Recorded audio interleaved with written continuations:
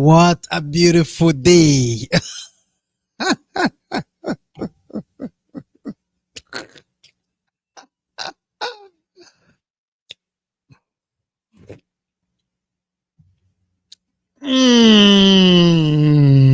Baba.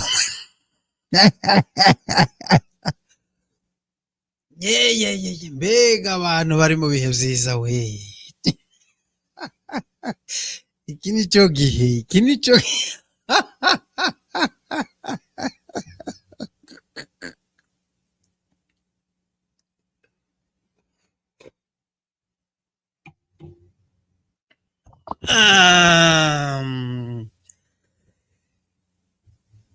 yes. You guys uyu munsi ushatse kubara Premier League ugatangirira ku ikipe ya mbere ushaka kubara urebe uko dukurikirana. Dore ukuntu bimeze. 1 2 ukaba watugezeho. 1 2 ukaba wageze gute? Ukaba wageze kuri Chelsea FC. 1 2 nta bintu byinshi, nta bintu byo kwiri guharura ngo ugende ngo uge. No. 1 2 ikaba ari Chelsea. Metos TV, home of sports.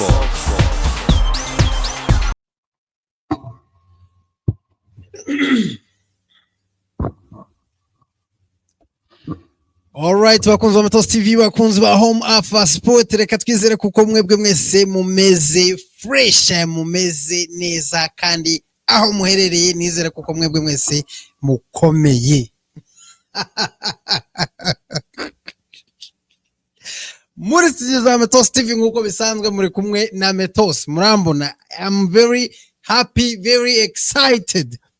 Nanezerewe kubwo intsinzi Chelsea yabashije kugura gute, yabashe kubona uyu munsi. You guys uyu munsi ushatse kubara Premier League ugatangirira ku ikipe ya mbere ushaka kubara urebe uko dukurikirana. Dore ukuntu bimeze. 1 2 ukaba watugezeho. 1 2 ukaba wageze gute? Ukaba wageze kuri Chelsea FC. 1 2 nta bintu byinshi, nta bintu byo kwiri guharura ngo ugende ngo uge. No. 1 2 ikaba ari Chelsea. Liverpool nayo yabashe kudropinga amanota uyu munsi nubwo itadropinze yose, ariko ari yabiri yataye. It's better. Ubu nyine Liverpool idusize amanota ngahe? Idusize amanota 7. Usibye ko ntago turi kwirukanka inyuma ya Liverpool. No, ntago duhata kwirukanka inyuma ya Liverpool. Ntago turi kurwanira igikombe ko kirarwanirwa na Liverpool na Arsenal ndetse na Manchester City n'izindi zigikeneye. Twebwe aho siho turi right now. Twebwe ubu turi mu bihe byo kugira ngo turi mu bihe byo kwenjoyinga, turi mu bihe byo kunezerwa. Nyuma y'igihe kirekire guys, turira. Nyuma y'igihe kirekire twihebye. Nyuma y'igihe kirekire tubabaye. Nyuma y'igihe kirekire dufite isoni zo kuba twokwicarana n'abandi bafana n'abandi makipe ngo tubashe kuganira hejuru y'umupira. Finally natwe ubu nyine dushobora kuza tukicara hari babaza ngo ikipe yawe iri ku mwanya wa kangahe, ukavuga ngo 1 2. Bakoze tese Chelsea iri ku mwanya wa kangahe? 1 2.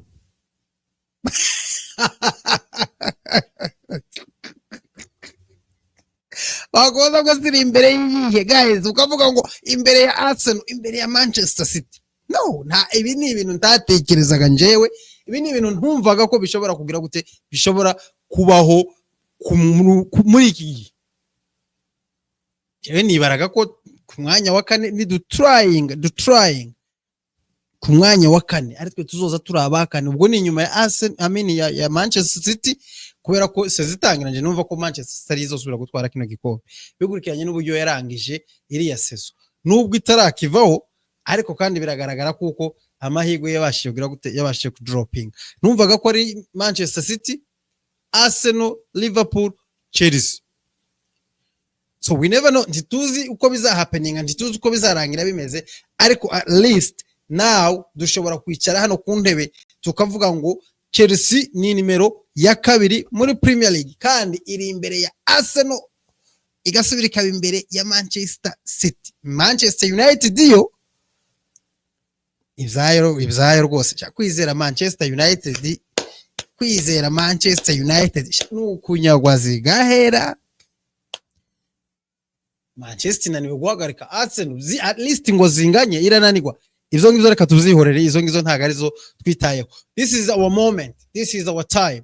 Iki nico gihe cyacu abafana ba Chelsea cyo guhishuka guys, natwe tukenjoyinga, natwe tukanezerwa nyuma y'igihe kirekire guys. Ntimubona ko nabaye akajene, mubona ko ubundi nari igisaza muri no mwaka ushize w'imikino n'uriya wundi nari ikivye igisaza, kubera ntago nari mperuka guseka, ntago nari mperuka kuvuga, ntago nari mperuka ibintu byose byageraga muri weekend haja kureba umupira nibereye mu wanje ku buryo ndashaka kwicarana n'abandi, kubera ko nzi ko byanga byakunda turagira gute turakubitwa. Pochettino niwe wari wongeye kungorora muri mood ho gakeya, ariko Enzo Maresca he's the right guy. You guys, mbere yuko twinjira mu boxes, umukino w'uyu munsi ni message ikomeye cyane ku ikipe ya Tottenham Hotspur. Tuzahura nayo ryari? Tuzahura nayo muri weekend. Tottenham ifite umukino wayo ejo, ariko tuzokina nayo ryari? Ku cyumweru. Kandi kubera uyu mukino, performance nabonye muri uno mukino, uburyo nabonye aba bakinyi ba Chelsea bameze, I can't wait. Tottenham please nibabazane, we are ready. Nibazane icyo baza bita ikipe ya Tottenham Hotspur. Nibashake bazayizane ku munsi w'ejo kuwa kane, cyangwa bayizane kuwa gatanu, cyangwa bayizane kuwa gatandatu. We are ready facing ikipe ya Tottenham Hotspur, kandi tugatanga challenge ikomeye hari cyane kuko Tottenham n'ubundi kudutsinda bibara amahirwe kwa Tottenham. Even no mu bihe byacu bibi, last season twabakubise ibitego I guess 4, turi mu bihe bibi cyane. Ubu nyine this time tuzohanga. So nkibona lineup I was a little bit worried. Nabaye nkugira akantu k'akabazo, bibanza kunchangaho gato, ndibaza ati Enzo Maresca byagenze gute? Iyi ni lineup duhaye, iyi lineup ije gukora iki hano? Ariko kandi nibuke kuko abakinyi bose bagomba guhabwa chance, cyane iyo uje kurema ikipe competinga, uzugerageza at least gukora abakinyi almost kuri the same level. Nuvuga ngo babanza mu kibuga n'abatsimbura bose bakaba at least kuri level imwe, ntibasigane cyane ku buryo wa wundi ubanzamo naramuka agize ikibazo, umutsimbura azoza akagira gute agahagarara kandi agakavaringa, ntihabashe kugaragara igihanga kinini cya wa wundi ubanzamo. Ni nayo system Enzo Maresca ari kugira gute ari kugerageza kubaka muri Chelsea. Ari nayo mpamvu ntekereza kuko yakoze rotation y'abakinyi barindwi mu kibuga uyu munsi. Twari tumenyereye kumva ngo team B ikina Conference League, niko twari tumenyereye, ariko uyu munsi ntago yari team B, yari team B ivanze na team A, ariko yari yiganjemo abakinyi benshi badaheruka gukina Premier League. Uhereye muri mwizamu harimo Yogason, uyu niwo mukino we wa mbere abashije kugaragara muri Premier League. Muri defense harimo Axel Disasi Tonsin. Axel Disasi niwo mukino we wa mbere agaragaye muri Premier League since dutangiye season. Tonsin nawe agaragaye mu mikino mikeya ya Premier League, igaragara mike cyane baho. Ku ruhande rw'ibumoso hariho Marc Cucurella, uwo nguwo we nibisanzwe ni ubanzamo. Ku ruhande rw'iburyo hariho uwo bita Malagusto nawe ntago yaraheruka ntabwo yaraheruka imikino yacu nk'ibiri cyangwa itatu ishize. Malagusto ntabwo yabashije kugaragara kubera ibibazo by'imvune cyangwa se kurwara nk'uko coach yabivuze. So ugiyemo hagati muri midfield aho nibisanzwe Enzo Fernandez ndetse n'uwo bita Moise Caicedo. Ugiyemo imbere none Madueke ntago yakinye muri weekend, yaje atsimbuye. Joe Felix ntago yakinye, Christopher Nkunku ntago yakinye. So Cole Palmer mimbere, Cole Palmer niwe wenyine wagize gute, niwe wakinye muri weekend. Urumva changes z'abakinyi barindwi mu kibuga, urumva kuko uwo wari umubare munini cyane ku buryo ushobora gukora izo changes muri Premier League warangiza ugatsinda kandi ugatsinda kuri ruriya rwego. Iki ni kitwereka kuko Enzo Maresca ibyo hayakora, icyo dutegerezwa gukora gusa twebwe no kugira gute, ni ukukora, ni ukumusapotinga gusa takindi. So hari ibintu bibiri nabashije kubona tutari bwabone kuva dutangiye season. Ikintu cya mbere, you guys, ni ukubona igitego kivuye muri corner, igitego cy'umutwe. Set pieces kuri Chelsea ni ikibazo. Set pieces kuri Chelsea ni ikibazo muri ino season.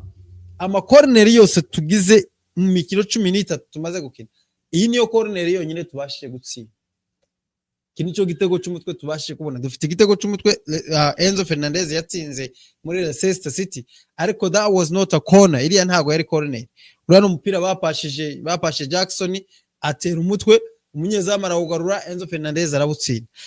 Kuva dutangiye season muri Premier League, this is the first, iki nicyo gitego cya mbere tubonye kivuye muri corner, set pieces cyonyine cya mbere, which abakoci bacu ba set pieces, iki ni ikintu bagitegerezwa kugira gute, gutekerezaho bakareba icyo bashobora kugira gute, bashobora kugikoraho. Ntago ari kuvuga ngo dufite abakinyi bareba, ntago dufite abakinyi bagufi bo kudatsinda imitwe, ntago dufite abakinyi bagufi bo kudatsinda imitwe, ahubwo ni ukutamenya kubitayiminga no kubikorera ku gihe.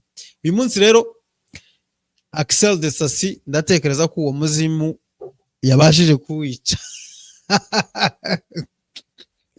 Ikindi kintu cya kabiri, you guys, twatsinze ibitego 5 n'abakinyi 5 batandukanye mu kibuga. Nta mukinyi watsinze ibitego 2 uyu munsi. Bitego binga 5, abakinyi 5 batandukanye. Usibye igitego cya Axel Disasi nicyo cyonyine cyavuye ku mudefenseur, ibindi byose byavuye ku bataka bacu, aba wings ndetse n'abataka. Igitego cya mbere Axel Disasi, igitego cya kabiri Christopher Nkunku, igitego cya gatatu Noni Madueke, igitego cya kane Cole Palmer, igitego yibye. Nabonye yaje no kuzakira Christopher Nkunku imbabazi. Kiriya gitego cyari cya Christopher Nkunku, ariko ni byiza ko Christopher Nkunku ubwo yatsinze arana assist, iriya ni assist ye kuri Cole Palmer, ariko Cole Palmer kiriya gitego iyo atagikoraho, kiriya cyari kirimo, kiriya cyari cya Christopher Nkunku. Ariko as long as cinjiye, we don't care, uwagitsinda uwo ari we wese, as long as cyamaze kugeramo, bose n'abakinyi bacu. So igitego cya gatanu bamwita Jordan Sancho, igitego cya mbere muri Chelsea. I'm very happy kuri this guy, amaze gutanga ama assist atari makeya, aho amaze kugerera hehe muri Chelsea. Iki nicyo gitego ciwe cya mbere. Finally nawe ashobora gutera shot. Uyu mutipe nageze nibaza, ndavuga ati bamutojeje gusa gucenga no gutanga amapase kwa assist, kubera ko badatekereza gushota mu izamu. Ariko uyu munsi yanyeretse kuko arabishobora, kandi ashobora kugira gute, ashobora gutsinda. So ibitego 5 ku bakinyi 5 batandukanye, icyo ni ikibereka kuko mu bijanye na striking cyangwa se n'ubusatirizi bw'ikipe, icyo ni cyerekana kuko iyi kipe bihagaze neza muri uwo mwanya. Ikindi kintu cyanshimishije muri uno mukino, ni ukumva abafana ba Chelsea, away fans, abafana ba traveling na n'ikipe, cyangwa se abakinyi, abafana bafana mu kibuga cyo hanze apana Stamford Bridge, bashobora guhaguruka bakaririmba Enzo Maresca, bakavuga ngo we got our Chelsea back. Nuko iyo ndirimbo yari ivuga we got our Chelsea back, Chelsea yacu yagize gute, yagarutse. Ibyo narengize iminsi mbibabwira hano, Chelsea is back, baririmba Enzo Maresca. Niba hari abafana guys nabonye kuva ntangiye gufanira Chelsea, hari umuntu wambazaga ngo ese Chelsea natangiye kwifana ryari, naje sinzi ko no bimenye, kubera ko nisanze gusa nkunda Chelsea ariko nzoza kukibabwira ntago ari igihe kirekire cyane si imyaka myinshi ariko kandi ntago ari mikeya ngize mfana Chelsea abafana ba Chelsea nasanze ari bo bafana ba mbere muri Premier League baza batinda kugira gute baza batinda kugirira icyizere umukoci aho uje kumvira abafana ba Chelsea baririmbira coach ukamenya ko yamaze kugira gute yamaze kubemeza tandukane n'aba Manchester Robin Amorim atsinda igitego cya mbere Ipswich Town bose bagatangira kugira gute bagatangira kumuririmba Ipswich kaze ikabigiza gute ikabiracishiye umukino wa Arsenal ikabiba kubise bibiri Chelsea aho uje kumva abafana ba Chelsea even you guys namwe mukurikira Metos TV ubwo ndavuga twebwe twumva ururimi kugeza kuri ubu nyine ndabizi kuko hari abagiye bashidikanya kuri Enzo Maresca sinzi amenye ikintu kitubamo cyo gutinda kugira gute cyo gutinda kwemera ariko uyu munsi abafana ba Chelsea bemeye baririmba Enzo Maresca baravuga ngo our Chelsea we got our Chelsea back Enzo Maresca yagize gute yagaruye our Chelsea now mu yandi magambo dutangiye kugira gute dutangiye kugira icyizere cyo kubona Enzo Maresca ibyo ari kugira gute ibyo ari gukora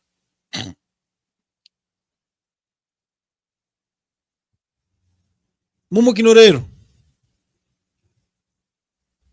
mu minota 15 ya mbere 13 cyangwa nka 17 aho ngaho ntabwo nabashije gukunda imikinire ya Chelsea ntabwo nabashije kuyikunda kubera tugitangira gusa iyija kuba indi kipe apana Southampton apana kipe ntoye iyija kuba indi kipe ishoboye no kuvuga ngo mu minota 2 ya mbere already twari kuba twatsinzwe saves nziza cyane nubwo yabaye offside ariko saves nziza cyane yabashije gukogwa n'uwo bita Philip Hugerson this guy is a very good goalkeeper yakoze saves nziza baza gusifura ko ari woreje ariko ni igitego cyari cyamaze kubagwa kuri njewe nubwo cyaje kuba woreje ariko nabonaga cyari igitego umutipe arasimba arahaguruka umupira agira gute awukuramo nyuma y'iminota itari myinshi nibwo twabashije kubona igitego cya Axel Disasi assist ya Enzo Fernandez atandukaniye n'umugore wiwe this guy he is a fire ni sinzi niba ari umukobwa w'umuzungu wari waramubereye ikibazo ariko umutipe ara performing umutipe yaragarutse Enzo Fernandez ubushize nababazwaga no nakundaga Kalaga uyitwagurishe muri Atletico ariko amaze gushira Enzo Fernandez kuri bench nabonye Kalaga bikora neza na Caicedo none ntangira kugira ikibazo cyo kuzobona Caicedo na Enzo Fernandez batangiye kuzumva kimwe batangiye gukorana communication yatangiye gukunda bombi baba performinga ku rwego rwiza ntangira kubyifuza cyane kubera kubona batipe binjira muri Chelsea numvaga kuko twabonye midfield numvaga kuko tugiye kudominatinga n'ubundi ariko ntibizakunda ariko finally uyu mwaka ngivyo zagize gute byemeye Enzo Fernandez uyu munsi yarari ku rwego rushimisha nta nubwo ari uyu munsi wonyine imikino nk'itanu ishize Enzo Fernandez ahagaze neza cyane so uyu munsi yabashije kubona iki yabashije kubona assist Caicedo ntacu njaka kumuvugaho this guy was the best so tumaze kubona igitego cya lastinze iminota 3 nimba atari 4 Southampton iba igize gute ibiracishuye bacishura abantu benshi ko baravuga ngo na makosa ya Enzo Fernandez ariko nta sintekereza ko Enzo Fernandez yakoze ikosa hari actually urebye n'ahantu yavuye Enzo Fernandez mu kibuga hagati yirukanga ashaka gukavara ingura ya mwanya wa Malo Gusto nubwo bitaje kumukundira ariko wabonaga kuko yashizemo umwete uyu mutipe hini agomba kuzaba ari we captain nyuma ya James amahigo menshi ari kuri Colwill ariko njewe numva Enzo Fernandez n'ubundi yagumana iri ambane ariko ikosa ryakozwe n'uwo bita Tonsin sinzi niba ababashije gukurikira umupira Tonsin ntabwo yabashije kugira gute ntabwo yabashije gukavaringa ntabwo yabashije gufata umukinyi wiwe hariya mu kibuga. Kiriya ntago cyari igitego cyo kudutsinda. Iyo Tonsi naje kugira gute aja kuba maso akamenya kuba yukavaringa cyangwa se akamenya kuba yo defendinga uriya mukinyi. So biza kuba ari kimwe kuri kimwe. Aho ngaho dutangira kwibaza ati se biraza kugenda gute. Ariko mu mwanya utari munini amakosa y'abakinyi ba Southampton, none Madueke akora icyo baza bita pressing nziza cyane, umupira wari utanzwe nabi n'umunyezama uha umukinyi, none Madueke arawumwaka upasa inkungu atsinda mu izamu riri mu buso, nta mukinyi wari uriri, nta n'umunyezamu wari uriri. Ubwo tuba tuje imbere ku bitego byacu bingahe, ibitego 2 kuri kimwe. Umwanya utari munini none Madueke ku ipasi nziza nayo yarahawe n'uwo bita Joe Felix. Joe Felix uyu munsi, Joe Felix ukuyemo amashance ya missings, Joe Felix wenyine yategezwa kuba yatsinda nk'ibitego nka 3 cyangwa 4 uyu munsi, ariko byose yagize gute ayo mashance yose yabashije kuya missing. Wirengagije ari amashance Joe Felix ya missings, Joe Felix yagize game nziza. Uhereye ku gitego cya mbere cha distance, Joe Felix niwe watanze pass yavuye miri ya corner, no kuvuga ngo niwe watanze yacipinze umupira hejuru aho ko Palma bakoresha corner baratera pass nziza cyane. Joe Felix yatanze ipass kwa Palma counter attack, niba mwabibonye arimo hagati mu kibuga atera pass kwa Palma utegonga ipoto uragaruka. Joe Felix arasubira atanga assist kwa noni Madueke, ahasigaye misinga biriya bitego byose yabashije kumisinga. Joe Felix yamisinze amashance nka 3 wenyine cyangwa 4, ariko wirengagije ayo mashance yabashije kumisinga uyu munsi, sinzi niba yarakeneye amashance angahe kugira ngo abashe gutsinda igitego, simbizi. Ariko ubwo nyine ntago wari umunsi wiwe, ariko Joe Felix kuri njyewe performance yiwe ntago yari mbi cyane. So igitego cya kane ni igitego cyatsinzwe na Palma mu gice cya kabiri. Ipasi nziza yavuye kwa Enzo Fernandez. Kandi Enzo Fernandez yafashe umupira mu kibuga arawuzamukana neza cyane awuha Christophe Inkungu. Narababwiye ngo mu minsi mike Enzo Fernandez aratubana Fabregas, afata umupira awucomekeramo Christophe Inkungu neza cyane. Christophe aracenga awusunikiye mu izamu, umupeti arawutsinda ko Palma. Ibyo ntacyo bitwaye, igitego ni cya Chelsea n'abakinyi n'aba Chelsea. Igitego cya kane ari igitego cya Jordan Sancho, pasi nziza yavuye kwa Malagusto, amucomekera. Natekerezaga ko ari orije, ariko kubw'amahirwe ntago yaje kuba orije, atera shot nziza cyane abasha kubona igitego. So bivuga ngo performance y'iteam yose hamwe, performance y'ikipe yose hamwe twari perfect, twamisinze amashance menshi, ariko kandi twatsinze ibitego byinshi. So ibitego 5 mu mukino bitsinzwe n'abakinyi 5, ndatekereza ko nta kindi kirenze icyo ngicyo. Ibyo bitagiyemo nyine ntibyagiyemo, tuzobitsinda Tottenham. Ibyo twataye hanze ku cyumweru tuzobikubita ikipe ya Tottenham. So Southampton mu gice cya mbere umupira uje kurangira yabonye red card, ariko mbabwira ino red card nyuma yaho captain w'ikipe ya Southampton yakuruye umusatsi wa Marc Cucurella. I think referee nta nibyo yari yabonye. Marc Cucurella araryama hasi, referee aza kureba asifura ikosa, ariko ntiyatanga red card. Abantu benshi ko baravuga ko bereka itabaye penalty, ntago yoba penalty kubera ko nta mupira wari uhari, ni ikosa ryabereye aho gusa ridafite umupira wari uri muri corner. By the way, wari uri muri corner, Chelsea igiye gutera corner, uriya mutipa kurura Marc Cucurella umusatsi. Ikintu cyantangaje nje sinzi amenya abarefari babongereza uko bazamera. Iriya penalty twayihawe na VAR, arbitre wari uri kuri VAR bamwita Mike Dean ni wari uri kuri VAR, ahamagara arbitre wo mu kibuga aramubwira ngo ngwino kuri VAR urebe hano hari red card. bakuruye Marc Cucurella iki umusatsi. Ibi byahise binibutsa umukino wa Tottenham. Icyo ntari kwibuka, sindi kwibuka niba ari muri no sezo ishize cyangwa niba ari mu yindi. You guys muraza kunyibutsa ndabizi kuko mubyibuka kandi mubizi. Umukino wa Tottenham Marc Cucurella bamukurura umusatsi kandi ibyo byari bibi kuruta biriya. Uyu Mark Dean wari uri kuri VAR uyu munsi niwe wari uhagaze, niwe wari uri mu kibuga uwo munsi, niwe wari uri kwa arbitre umukino wa Chelsea na Tottenham, ariko arangije tiyasifura tiyatanga ikarita. Ariko uyu munsi ali kuri VAR abasha guhamagara, ahamagara arbitre aramubwira ngo vayo ngwino urebe, hano hari red card, hano hari ikosa ryakozwe, umukinyi wa Southampton yakuruye umusatsi Marc Cucurella, tanga red card. You guys imagine, noneho ndibaza why iwe Mark Dean kubera iki wa munsi w'ikipe ya Tottenham na Chelsea bakurura Marc Cucurella uriya musatsi kandi kubera iki atasifuye, kubera iki atatanze ikosa. Niyeza kuri tanga wa munsi yari kubona penalty kubera ko bawukuruye bari muri karo ya gardi.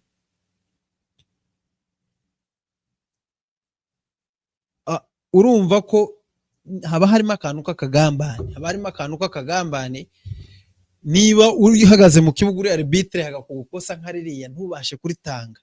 Mu yandi magambo wa munsi yari akeneye kuko Tottenham igira gute itsinda Chelsea, yari ari mu ruhande rwa Tottenham, ariko uyu munsi kubera kuko nubundi yabonaga ko Chelsea yatsinze already ntaca gihaje kuramira, ahamagaye arbitre wo mu kibuga aramubwira ngo ngwino urebe, hano hariho red card. Iri ni ikosa risa n'ikosa atasifuye ico gihe ciwe. Anyway, ivyo ngivyo ntago tubitindaho, zaratambutse, ariko we thank God kuko umukino w'uyu munsi twabashije kugira gute, twabashije kuwutsinda cyangwa se kuwinninga. So abakinyi bitwaye neza cyangwa se my 5 boxes, 5 things we learned muri uyu mukino, cyangwa se abakinyi babashije guperforminga ku rwego rwiza. Box number 1, green box, Noni Madueke.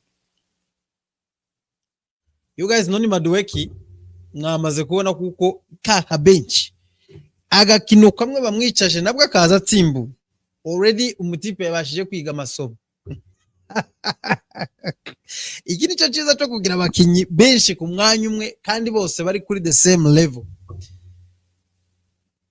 Umutipe yari yicaye wenyine yihamagara mu nama aravuga ngo ndaramutse ngize ibyo mpinduye uyu mwanya Pedro Neto yawutwaye. Bushize wabonye yinjiramo performance, igitego cya Cole Palmer niwe watanze assist. Uyu munsi Noni Madueke niwe wabaye man of the match muri uriya mukino uyu munsi, kandi yarangije mukino bamutsimbuye, ariko niwe wabaye man of the match. Yakinye, urebye igitego yatsinze, urebye assist yatanze, assist igitego cya Christopher Nkunku ni Noni Madueke. Iriya pressing yagize gute, yatatse abakinyi umukinyi wa Southampton amukuraho umupira, arangije upasa Christopher Nkunku arawutsinda.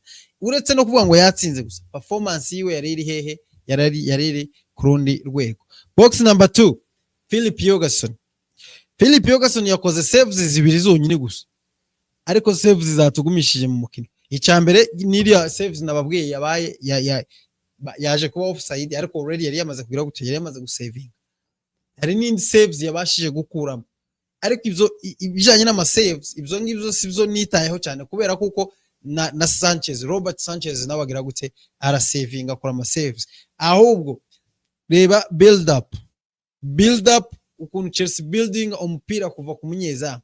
Uyu mutipe reba confidence afite zo gutangizanya umupira, awutangirira hehe kwizamu n'abakinyi biwe gake umupira ukagenda ugira gute uzamuka ukagereyo ushaka kuja. Iminota 90 nta mistake nimwe uyu mupeti Jorgensen agize gute abashije gutanga. Mu yandi magambo no kuvuga ngo nawe yatanze message kuri Robert Sanchez. Ikindi kandi yahaye uwo bita Enzo Maresca message, yamubwiye ngo I can do better, hari ibyo nshobora gukora byiza kuruta ibyo Sanchez akora. Niba ari saves ndazikora, noneho na bya bindi wavuze ngo urashaka umunyezamu kinisha amaguru, ibyo nabyo ndabikora. Robert Sanchez we saves arazikora ariko kandi amaguru yiwe sinzi uko biza bigenda. Box number 3, Christophe Inkunku. Christophe Inkunku yaragize iminsi asa nkaho atishe, ariko muri line up yanje nari nashizemo Christophe Inkunku, nifuza kubona Christophe Inkunku abanza hehe mu kibuga yicaje Jackson. Ikindi mutazi nuko Jackson asigaje one yellow card kugira ngo abe suspended, ageza ama yellow card atanu abe suspended umukino. So kuba bamwicaje uyu munsi rero nukugira ngo yicare uyu munsi ataja kubona yellow card akazosiba Tottenham, yicare uyu munsi hanyuma azokina umukino w'ikipe ya Tottenham. Ariko nakunze Christophe Inkunku ko yahawe chance, kandi chance akagira gute akayibyaza umusaruro. Christophe Inkunku iyo yatatse ntago ari wa mukinyi ugaragara cyane mu bintu byinshi nka Jackson we rough, ibintu zose ubona eba arakwakwanya, ukabona arabahota n'amashance arata, ubona yarase yayakoreye. Christophe Inkunku aba yiturije ari ahantu hamwe afata umupira agakoresha ubuhanga bwe kugira ngo abashe kugira gute abashe kubona igitego. Yinjiyemo mu minota itari myinshi cyane, Christophe Inkunku abasha kugira gute abasha kubona igitego. Cya gipurizo cy'ubururu turongera tugira gute turongera tukibona mu kibuga. Ubushize ntabyo yari yakoze, ntekereza ko ari message yabashije guheza coach aravuga ngo this is my level, aha niho ngomba kuba, aha niho ngomba kuba. So box number 4, Axel Disasi.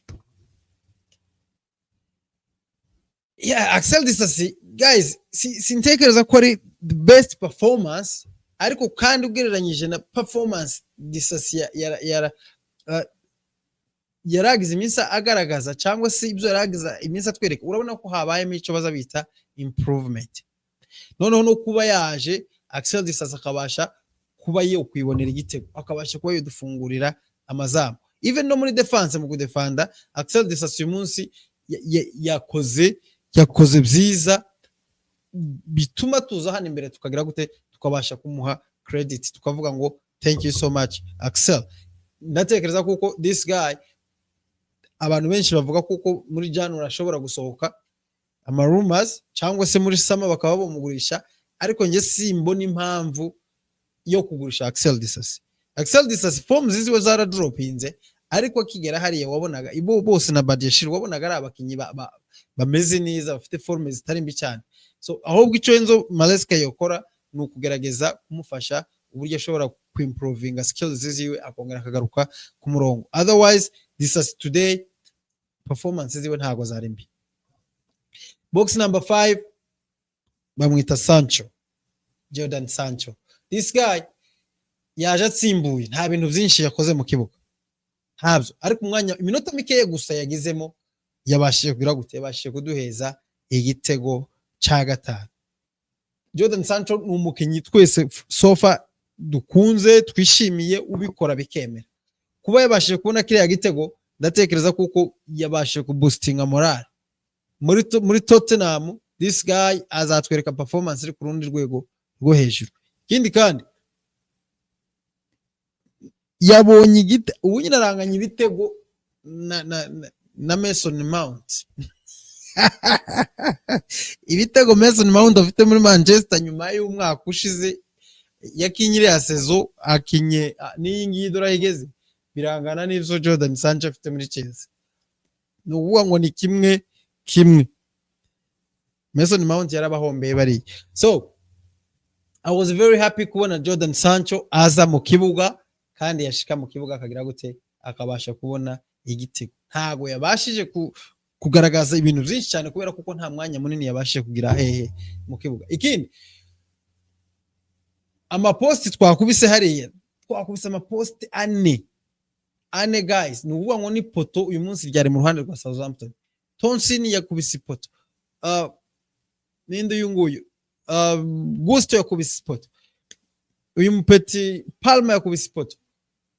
Uyu munsi twari kuba list dufite ibitego birenga 10 muri uriya mukino, kubera ko twakinye amashot 26 26 on target 13, on target 13 turangije tuza gukuramo ibitego 5 ziza cyane. Ubu nyine turaye ku mwanya wa kabiri. Ejo narabibabwiye ndababwira ngo zanga byakunda uyu munsi turarara hehe ku mwanya wa kabiri, kandi noneho Liverpool ya dropinze point, ubwo ngubwo badusize amanota 7. Turamutse twitwaye neza, you guys we can go far. Kandi ikindi muri Premier League kugira ngo ugaragare uri better, to be the best you have to beat the best. Ariko kandi kugira ngo utware Premier League utegerezwa gutsinda, bugomba gutsinda abo ushoboye gutsinda, ugomba kubatsinda nk'ibi Enzo Maresca hayakora. Ubundi abanga izo dushoboye tugomba zose kuzicaho tukagira gute tukazitsinda, ahasigaye zira zikomeye tukaza tugenda twanganya, biba bibaye twazitsinda biba ari amahire. Nubwo twozitsindwa ntago ziba ari nyinshi ku buryo dushobora kugira gute dushobora gutakaza amanota menshi. Reba nk'ubu nyine twatsinzwe na City, dutsindwa na Liverpool, ariko turi ku mwanya wa 2. Kubera ko twabashije gutsinda izi kipe toya zose ziri hehe, ziraha imbere yacu. So ndatekereza ko Enzo Maresca now he's doing very good. You guys, we are very happy uyu munsi, turanezerewe cyane kuba abafana ba Chelsea. Reka mbibutse ko niba utarakora subscribe, please kora subscribe, dukomeze du supporting channel yacu. Thank you so much. Metos TV, home of sports.